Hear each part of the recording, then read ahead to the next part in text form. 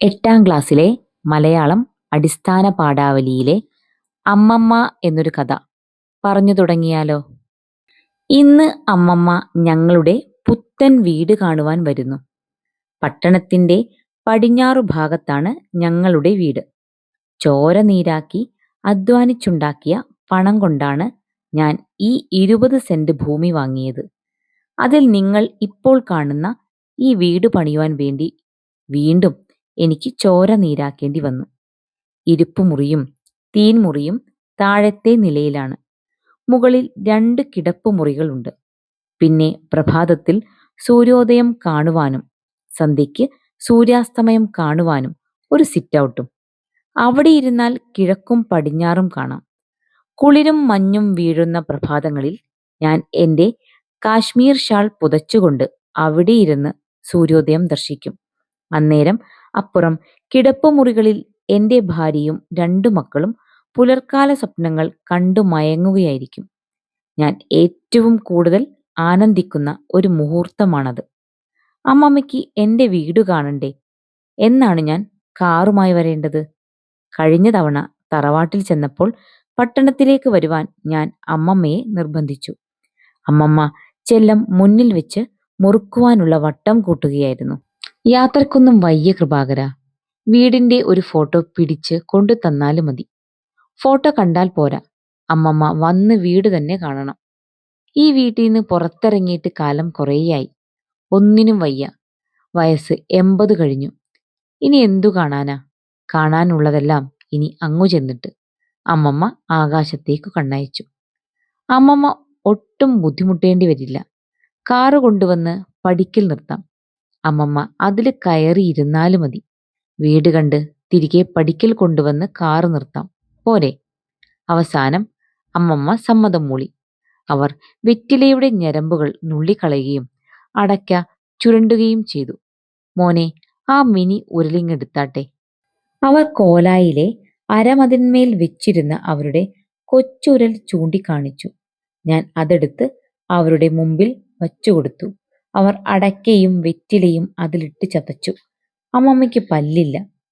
അമ്മമ്മ എവിടുന്നാ ഈ ഇംഗ്ലീഷ് വാക്കെല്ലാം പഠിച്ചത്? കൃപാകര, നിന്നെപ്പോലെ ഞാൻ ബോംബെയും കൽക്കത്തയും ഒന്നും കണ്ടിട്ടില്ല. എന്നാലും ഈ അമ്മമ്മയ്ക്ക് കുറേശ്ശെ ഇംഗ്ലീഷെല്ലാം അറിയാം. ഇടിച്ച വെറ്റിലടയ്ക്ക വായിലിട്ട് അവർ എന്നെ നോക്കി ചിരിച്ചു. ഊണ് കഴിഞ്ഞ ശേഷം ഞാൻ ഇറങ്ങാൻ പുറപ്പെട്ടു. അമ്മമ്മ തടുത്തു. ഇന്നിവിടെ പാർത്തിട്ട് രാവിലെ പോയാലും മതി. എത്ര കാലം കൂടിയിട്ടാ ഇന്ന് നീയ് ഈ വഴി വന്നത്? ഇനിയൊരിക്കലാകാം.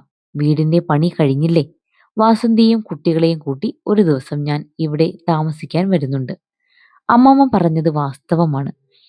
നഗരത്തിൽ നിന്ന് പെൻഷനായി വന്ന ശേഷം വീട് പണിയുടെ തിരക്കിലായിരുന്നു.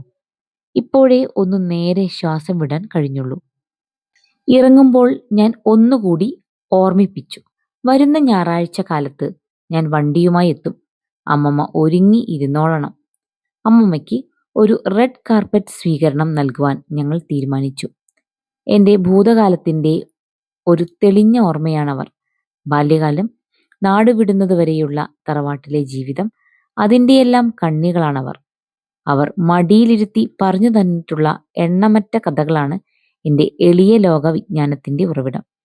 അമ്മമ്മ എൻ്റെ വീട് കാണുവാൻ വരുന്ന ഈ അവസരത്തിൽ ഞാൻ അതെല്ലാം ഓർത്തു പോകുന്നു.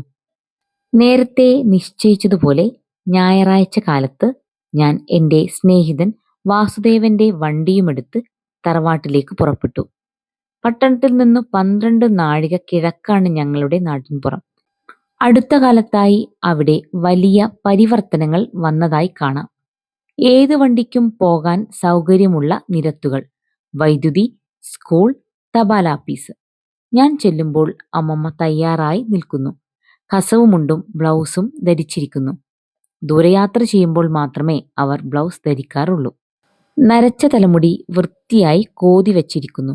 കാലുകളിൽ ചെരുപ്പും. എങ്ങനെയുണ്ട് കൃപാകര? സുന്ദരിയായിട്ടുണ്ട്.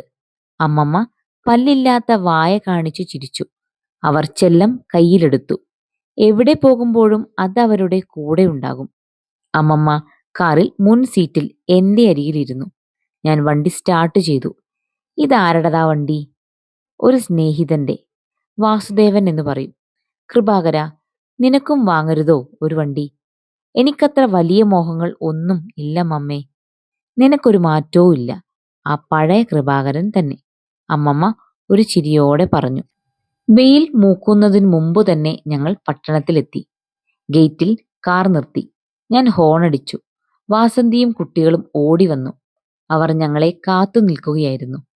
അമ്മമ്മയ്ക്ക് കൃപാകരന്റെ പുത്തൻ വീട്ടിലേക്ക് സ്വാഗതം. ഞാൻ ഡോർ തുറന്നു കൊടുത്തു.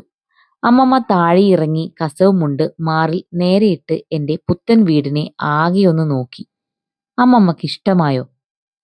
പുറമേ നിന്ന് നല്ല കാഴ്ച, ഉള്ളിലും കൂടി കണ്ടിട്ട് അഭിപ്രായം പറയാം. അമ്മമ്മയ്ക്ക് എന്തിനെക്കുറിച്ചും വ്യക്തമായ അഭിപ്രായമുണ്ട്. ആ അഭിപ്രായത്തിന് ഞാൻ വളരെയധികം വില കൽപ്പിക്കുകയും ചെയ്യുന്നു. കുറച്ച് ക്രിസാന്തിമം കൂടി വേണം. ഞങ്ങളുടെ കൊച്ചു പൂന്തോട്ടം കണ്ടിട്ട് അവർ അഭിപ്രായപ്പെട്ടു. തോട്ടത്തിൽ നാടൻ പൂക്കളാണ് ഏറെയും. ചട്ടിപ്പൂക്കൾ മാത്രമല്ല, തറവാടിന്റെ കൂടാരപ്പൂക്കൾ കൂടി ഞാൻ അവിടെ നട്ടു വളർത്തിയിരുന്നു. ഈ പൂക്കളെല്ലാം അമ്മമ്മയ്ക്ക് പഴഞ്ചനായി തോന്നിയിരിക്കണം. അകത്തു കയറിയ അമ്മമ്മ ഒരു ഗ്ലാസ് തണുത്ത സ്ക്വാഷ് കുടിച്ചു. വീടാകെ നടന്നു കണ്ടു. അതിനുശേഷം മുകളിലെ സിറ്റ് ഔട്ട് ഇരുന്ന് ചെല്ലം കയ്യിലെടുത്തു. അന്നേരം ഞാൻ രഹസ്യമായി അവരുടെ മിനി ഉരൽ എന്ന പ്രയോഗത്തെക്കുറിച്ച് വാസന്തിയോട് പറഞ്ഞു. അത് കേൾക്കേണ്ട താമസം അവൾ പൊട്ടിച്ചിരിച്ചു. പട്ടണത്തെ വിഹകമായി വീക്ഷിച്ചുകൊണ്ട് അമ്മമ്മ വിശദമായി ഒന്ന് മുറുക്കി. വീടിന് ചെലവെന്തായി? 1.25.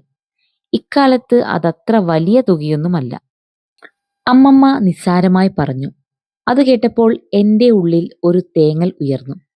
ഈ 1.25 ലക്ഷത്തിനു വേണ്ടി ഒരായുഷ്കാലം മുഴുവൻ ഞാൻ ചോരനീരാക്കി അധ്വാനിച്ച കഥ എനിക്കല്ലാതെ മറ്റാർക്കറിയാം? ഉച്ചയാകുന്നതുവരെ ഞങ്ങൾ അവിടെയിരുന്നു. പല കാര്യങ്ങളും സംസാരിച്ചു.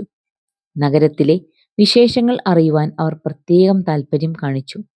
കൃപാകര, നീ ഭാഗ്യവാനാ. നിനക്ക് ലോകം കാണാൻ കഴിഞ്ഞല്ലോ.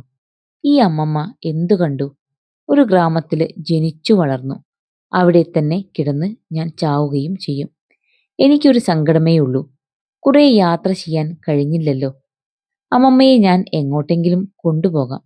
കുറച്ചു കഴിയട്ടെ, നമുക്ക് മദിരാശി വരെ ഒന്ന് പോകാം. മദിരാശി കണ്ടിട്ട് എന്താ കാര്യം? കാണണമെങ്കിൽ ദുബായ് കാണണം. സത്യം പറയട്ടെ, അത് കേട്ടപ്പോൾ ഈ കൃപാകരൻ ഉരുകിപ്പോയി.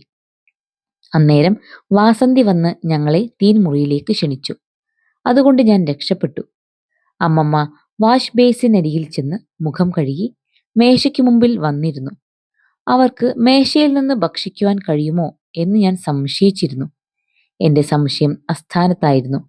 അവരിൽ ഒരു പരിചയക്കുറവും കണ്ടില്ല. മേശ സമൃദ്ധമാണ്. വാസന്തി അവളുടെ പാചകവിരുത് മുഴുവൻ കാണിച്ച മട്ടുണ്ട്. നാടൻ മട്ടിലുള്ള ഒരു സദ്യയാണ് അവൾ ആദ്യം പരിപാടിയിട്ടത്. അമ്മമ്മയ്ക്ക് അതായിരിക്കും ഇഷ്ടം എന്ന ധാരണയാൽ ഞാനാണ് അവളെ അതിൽ നിന്നും പിന്തിരിപ്പിച്ചത്. മിടുക്കി. തീൻമേശയിൽ ഒരവലോകനം നടത്തിയിട്ട് അമ്മമ്മ വാസന്തിയെ അഭിനന്ദിച്ചു. അവർ ആദ്യം പ്ലേറ്റിൽ വിളമ്പിയത് ന്യൂഡിൽസ് ആണ്. പിന്നെ ചിക്കൻ ചില്ലിയും. ചോറോ സാമ്പാറോ കണ്ടതായി പോലും നടിച്ചില്ല. വാസന്തി എന്നെ നോക്കി കണ്ണുകൊണ്ട് ചിരിച്ചു. ഞാൻ എനിക്ക് പ്രിയപ്പെട്ട ചോറും മുരിങ്ങ സാമ്പാറും വയർ നിറയെ കഴിച്ചു. അമ്മമ്മ അത് ശ്രദ്ധിച്ചിരുന്നു. കൃപാകരന് ഒരു മാറ്റവും ഇല്ല അല്ലേ മോളെ? അവർ വാസന്തിയോട് ചോദിച്ചു. എന്നിട്ട് സോയാ സോസിന്റെ കുപ്പിയെടുത്ത് നൂഡിൽസിന് മേൽ ചരിച്ചു. ഇതൊക്കെ അമ്മമ്മ എങ്ങനെ പഠിച്ചു? ആര് പഠിപ്പിച്ചു? ഭക്ഷണം കഴിഞ്ഞ ശേഷം ഞങ്ങൾ എല്ലാവരും ഇരിപ്പുമുറിയിൽ സ്ഥലം പിടിച്ചു. വീണ്ടും നാട്ടുവർത്തമാനങ്ങൾ പറഞ്ഞിരുന്നു. അമ്മമ്മയ്ക്ക് ഉറക്കം വരുന്നെങ്കിൽ മുകളിൽ ചെന്ന് കിടക്കാം. അല്പനേരം കഴിഞ്ഞപ്പോൾ ഞാൻ പറഞ്ഞു, എനിക്ക് ഉറക്കം വരുന്നുണ്ടായിരുന്നു. ഉച്ചയ്ക്ക് കിടന്നാല് എനിക്ക് ഉറക്കം വരില്ല. നീ എന്തെങ്കിലും പാട്ട് വെക്ക്. ഞങ്ങളുടെ സ്റ്റീരിയോ സിസ്റ്റത്തിൽ നോക്കിക്കൊണ്ട് അമ്മമ്മ പറഞ്ഞു. അത് കേട്ടപ്പോൾ കോളേജിൽ പഠിക്കുന്ന എൻ്റെ മകൾക്ക് ഉത്സാഹം വന്നു. അവൾ ചോദിച്ചു, അമ്മമ്മയ്ക്ക് എന്താണ് കേൾക്കേണ്ടത്? സുബ്ബലക്ഷ്മിയുടെ കീർത്തനം വെക്ക്. ഞാൻ പറഞ്ഞു, അമ്മമ്മയ്ക്ക് അതായിരിക്കും ഇഷ്ടം. എനിക്കും എൻ്റെ കുടുംബത്തിനും ഏറ്റവും പ്രിയങ്കരമായ റെക്കോർഡാണത്. 4 വരി കേട്ടപ്പോൾ അമ്മമ്മ കോട്ടുവായിടുവാൻ തുടങ്ങി. നിന്റെ അടുത്ത് വേറെ റെക്കോർഡൊന്നും ഇല്ലേ മോളെ? അമ്മമ്മയ്ക്ക് എന്താണ് ഇഷ്ടം? ഇംഗ്ലീഷ് വെക്കി. അബ്ബയുണ്ടെങ്കിൽ അത് വെക്കി. അവൾ അബ്ബയുടെ റെക്കോർഡ് പരതി എടുത്തു വെച്ചു. മുറിയിൽ സ്റ്റീരിയോ സംഗീതം ഉയർന്നു. ഹണി ഹണി ഹൗ യു അമ്മമ്മ തലയാട്ടി രസിച്ചിരുന്നു. റിക്കാർഡ് തീരുന്നതുവരെ. തീർന്നപ്പോൾ അവർ പറഞ്ഞു, ഒന്നുകൂടി വെക്കുമോളെ. മകൾ അനുസരിച്ചു. മുറിയിൽ വീണ്ടും അബ്ബയുടെ ശബ്ദം ഉയർന്നു. പാട്ടിന്റെ രസത്തിൽ അമ്മമ്മ ലോകമാകെ മറന്നതായി തോന്നി. എന്റെ കണ്ണുകൾ പതുക്കെ അടഞ്ഞു.